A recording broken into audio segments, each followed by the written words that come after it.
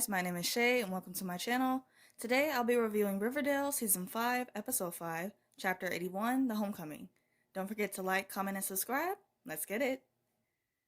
The episode starts off with Archie, Betty, Veronica, Tony, and Jughead at Pops. Jughead is narrating and saying how they are all talking about the town of Riverdale failing instead of what's going on in their own individual lives. He says it's because it was easier than the conversations that awaited them. Betty and Jughead are walking, and he asks her why didn't she reach out to him.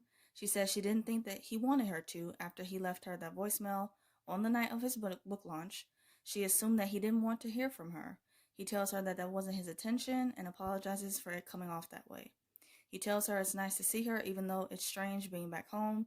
Betty says that Archie is still the same and hasn't changed because he's still trying to help everyone. Jughead says that he has a book to write, and Betty mentions how after Pop's retirement party she has to go back to Quantico. She tells Jughead it's nice to see him too. Veronica and Archie are walking as well and discussing her being married. He asks her if Chad is a great guy, and she replies that he is under the bluster and bravado. She asks him about his love life, and he says that the last real relationship he was in was with her. She tells him he should be having fun at this point in his life, and I definitely agree. She also says that this trip is a quick jaunt for her and that she has to get back to her life. Betty comes home and Alice is cleaning up. Alice tells her to keep her voice down because she just put the twins to sleep. She asks if Polly is home yet and that it's pretty late and asks where is she. Alice replies that she's out working. Veronica comes to her old apartment. Archie is staying in the gym and Jughead comes to the bunker. Jughead is listening to his voicemails from his agent Sam, asking where his pages are, and another one from a debt collector. Kevin asks Betty how did the reunion with Jughead go, and she replies that it went as well as it could have, and that not everyone can be shacked up with their high school sweethearts. She is going through files, and out falls a tape that Charles recorded of Betty and her family's conversations. She puts the tape in the player and hears a phone call of her and Polly. She tells Polly that she is as good as dead to her now, and I'm like, ooh, that's harsh. Kevin asks her about that, and she tells him that indeed it was her, and that she called her on Halloween years ago. Veronica is talking with Hiram. She tells him that she wants back in on the family businesses. She tells him that her and Chad are looking for a weekend home, possibly in Riverdale. He tells her that Hermosa moved the rum business to Miami, and he sold the Labana weed to Tony. She asks him why wouldn't he tell her that, and he replies that it was the same thing of her not telling him that she was getting married. And Hiram is just so petty. Petty. He offers her a property in Soledale, and she tells him that she is good. Jughead is at the White Worm and asks Tony for a job, and she tells him that he is lucky that she is even willing to serve him. Fangs and Sweet Pea are against Jughead being there and asks him if he is there to get some research for his next novel. He asks them if they are upset about his novel, and Tony replies that he made the serpents look like fools. He tells them that the vipers were the good guys in the novel and that he didn't use their actual names. Tony tells him that he mocked the serpents' traditions and codes, and how ironic it is he is asking for their help. She gives him some advice and tells him to watch his back because he made a lot of enemies in the town. Archie is talking with Mr. Weatherby about relaunching Riverdale's High's ROTC program. Mr. Weatherby tells him that he meant to reply to his email, but things have been hectic. He tells him that the school might not open on next Monday and that their budget has been cut to almost nothing due to Hiram Lodge. He tells him that this is all because of Hiram, and Archie asks him if there is anything that he can do to help. Tony is in her office with Archie, Kevin, Alice, and Mr. Weatherby. And let me just say, I love Tony just sitting at her desk like the boss that she is. And I loved her name plaque, Miss Tony. I'm just like, I'm here for it. I am here for it. She asks Alice because she is on the parent-teacher board, asks her which way the school board is leading. She replies that the board is having serious doubts and that they have a skeleton crew. She says that they are not dead yet and that there are some board members who would like to see the school stay open. They will have to prove that they have the personnel and resources that are required, but it's questionable. Tony says that the board will hear arguments before the vote and that they all should be there. She tells them that if they lose the vote, they lose the school. Jughead is at Pop's falling asleep while he is trying to write his book. He introduces himself to Tabitha and asks her about the waiter position. She tells him that this is not the right job for him. She tells him that he can't just sit there all day and not order any food and also pay for that food. She says that her grandfather did things his way and she does things her own way. And I'm like, I'm here for Tabitha's character. I am here for her character. Tony gets a visit from Hiram at the White Worm and tells him that if he is trying to bribe her, he can forget it. He asks her how many students does the school have, and she replies 100 or so. He asks her about the possibility of offering them all a scholarship to Stonewall Prep. She tells him with him being on the board of Stonewall Prep that the school must reflect his morals and she is not okay with that. He asks her about the possibility of giving her an open counselor position with the corner office and she declines. I'm so here for Tony putting Hiram in his place and standing her ground with him. He mentions how they are playing hardball and she agrees. Betty comes into her room and tells Archie that it used to be her and Kevin who would peek through that window to look at him shirtless, and I love this moment. I love that they brought this back from season 1 and it's just, the nostalgia. The nostalgia. She apologizes for the ghoulies invading his home and turning it into a drug den. He tells her that it's only temporary and that he is going to take the town back. She offers to help him and he replies that he will take her up on that and says that he needs more information. Archie is with Sheriff Keller and he asks him where is the rest of his team. Sheriff Keller tells him that he is by himself and that he has no support staff and no deputies. He tells him that Reggie is working with Hiram, and Archie says that maybe he can get Reggie to help with the ghoulie problem. Sheriff Keller tells him that if he calls him, he will tip off the ghoulies and that he is not going to get any help from them. Archie tells him to dust off their Kevlar vests and batons because after he does some recon, they will go in. Veronica is talking with a bunch of different people about numerous things. She tries to book a first-class flight, and a woman tells her that the credit card on file is not working. She calls Chad to see what is going on, and he tells her that the cards are not working, and he replies that the same thing has been happening to him. And I'm like, yeah, right. He tells her that it will be fixed as soon as she gets back to New York. How convenient. And she tells him that she will be back the day after Pop's retirement party. Smithers comes to Veronica, and he tells her that he's noticed the same sedan parked outside for a few days. He tells her that she is being watched, and she questions if it has to do with her father or her husband.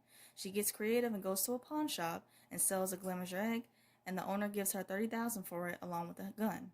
Betty is sleeping and she has another nightmare about the trash bag killer. She wakes up out of the nightmare and comes downstairs with a gun and finds Polly coming home. She asks her if she can make her a cup of tea. She apologizes to Polly for not being there for her with the farm and for prank calling her on Halloween. She tells her she didn't mean what she said and that she wants them to be real sisters.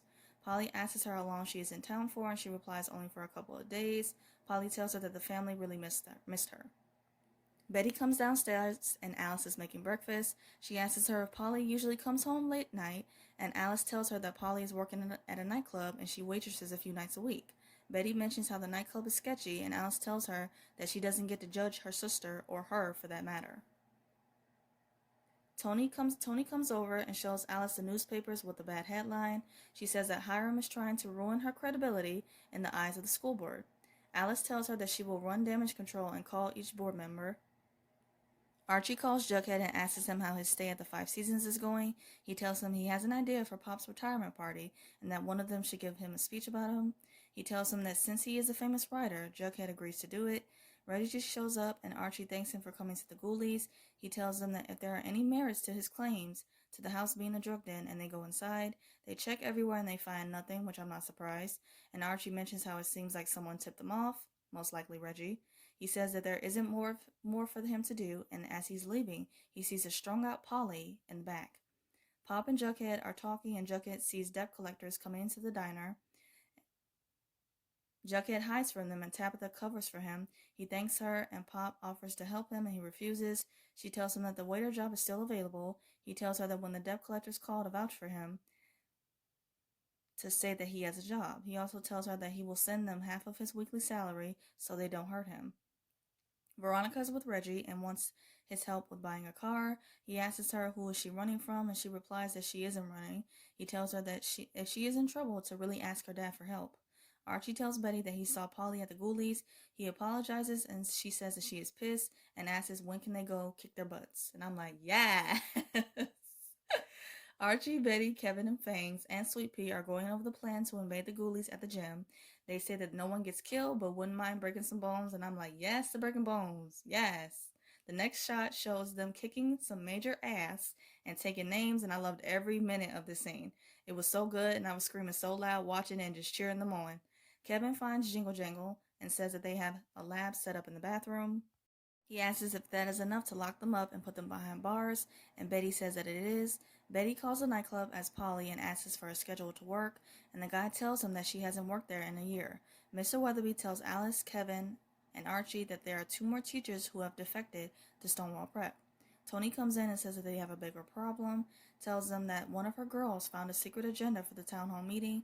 She says that Hiram was not only planning to shut down Riverdale High, but also putting forth a vote to incorporate the town.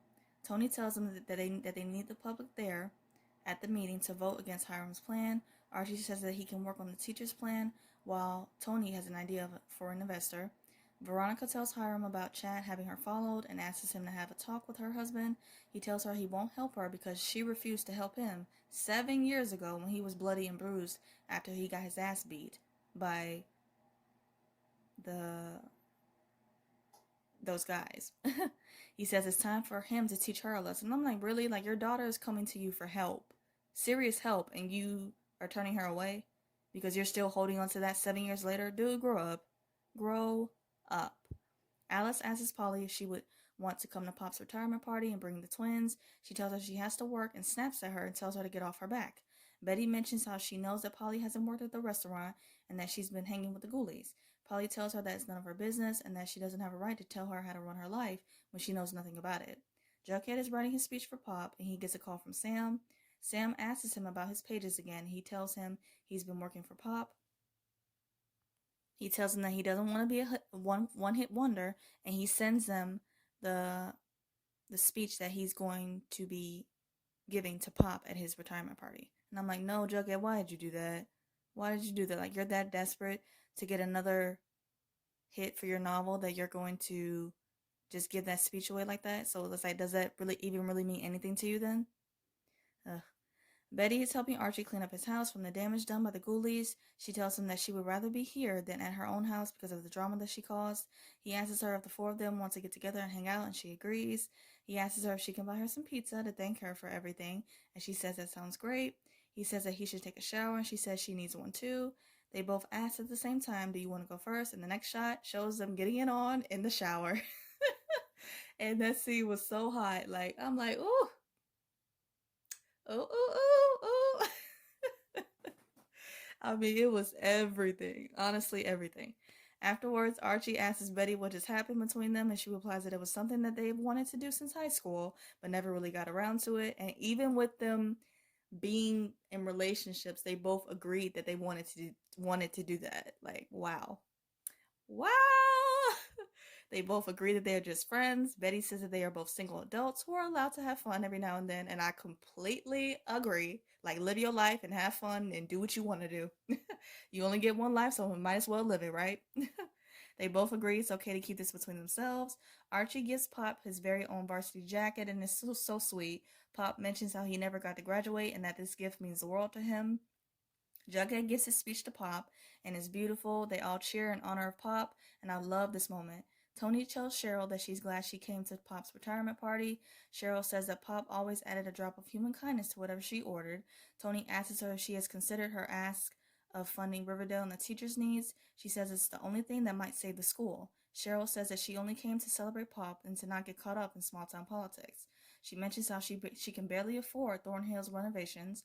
Tony tells her that she knows she thinks she's cursed, but she's wrong. She says that there is a war going on in Riverdale for Riverdale and that they need her. Cheryl apologizes and says that she can't do it. She says that it will start off as something good and end up corrupted like everything she tries to do. Tony says that if she won't do it for the town, she asks her to do it for her. She tells her that if their love meant anything to her, then she would help. Cheryl asks her if she gave her the money, who would the teachers even be, and Tony smiles.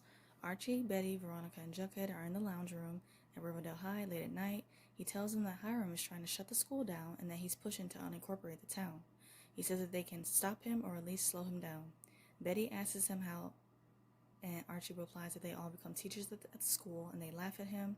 He says he knows it sounds crazy, but if they can save the school, they can give people one more reason to stay in Riverdale. Veronica and Jughead mention how they have things going on, and Archie tells them that it won't be for long, maybe a month or two, and just until Mr. Weatherby can find permanent replacements. Betty is the first one to say that she's in, and says that she needs to be home for her mom and Polly, but also Ma says Betty wants to be here with and for Archie, having multiple repeats of that shower scene, but in other places. Hence next week's promo, which looks so good, by the way. Tony is giving the speech at the school board, and she is killing it. She announces that Riverdale High will be a private school and tuition-free. She does a lineup of the notable alumni and goes over the Code 4. and this moment was everything. Hiram does a vote for the proposition to unincorporate the town of Riverdale. Everyone votes, and the majority wins, and Hiram agrees that the town of Riverdale is hereby dissolved. Jughead is working at Pop's as a waiter, and he gets a call from Sam, his agent. Sam tells him that Scribner loved his work about Pop. He says that they think it's his next book. Jughead tells him that he doesn't want to write about that, but I'm like, it's a little bit too late for that, because you shouldn't have sent him that in the first place. And Sam tells him that he needs to deliver. Jughead tells him that he understands, and he hangs up. Betty goes to Alice, who is pouring herself a glass of wine. She tells her she worries that Polly is still not home yet. Alice tells her her sister storms off when she's angry, and who knows when she'll be back. She tells her that whatever happens, this is on Betty. Veronica and Chad are talking on FaceTime, and she tells him that she will be staying in Riverdale to teach at the school. She tells him that it was crazy for him to freeze their credit cards, seeing as how she made most of the money in their joint accounts. And I'm like, T. She tells him that if they are frozen within the next 30 minutes, she will consider it an act of aggression. She says the next time he sees her will be on Wall Street when the market opens Monday morning.